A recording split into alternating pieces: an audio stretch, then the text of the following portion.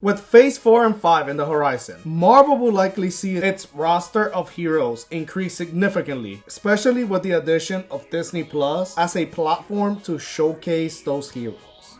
Hello everyone, and welcome to my secret base. My name is Eddie, and today we'll talk about 5 obscure characters that we could see in the MCU sooner rather than later.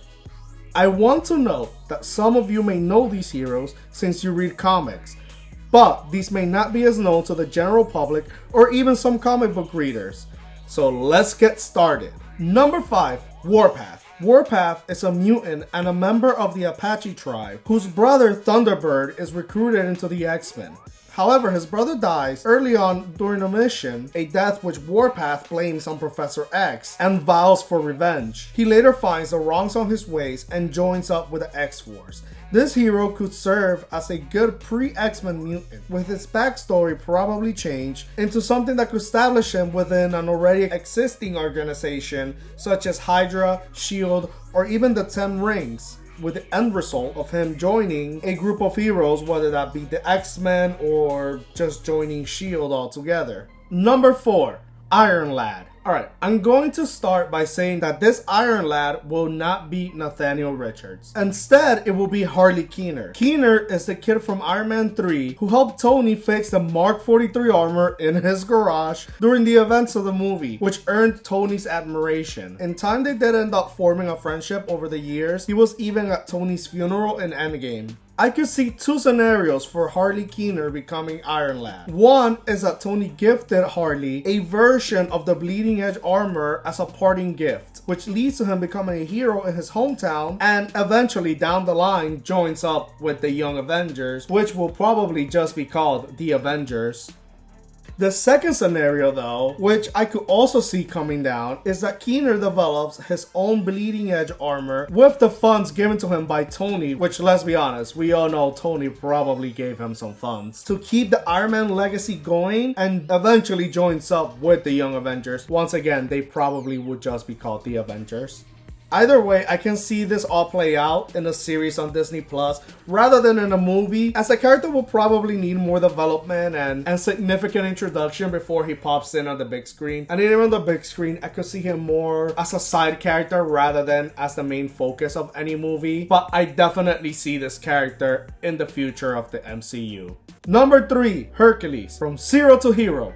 Okay, not that Hercules. When introduced, Hercules was introduced as a counterpart / foil to Thor, but since then has grown to be a very respected hero in his own right, even being part of several Avengers teams. While known to comic book readers and hardcore fans, he isn't very well known to the general public and even some casual fans. Hercules will be a great addition to the MCU, as he will fulfill his job at being, well, a foil / counterpart to Thor, which is a role that Star-Lord is currently fulfilling, as we know that Thor will probably split from the Guardians and eventually will need a foil.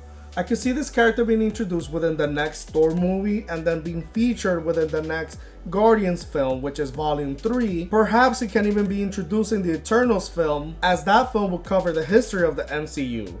The possibilities are endless with how this character could turn up and turn out in the MCU. One thing that I am sure of is that we'll be seeing him in the big screen sooner rather than later.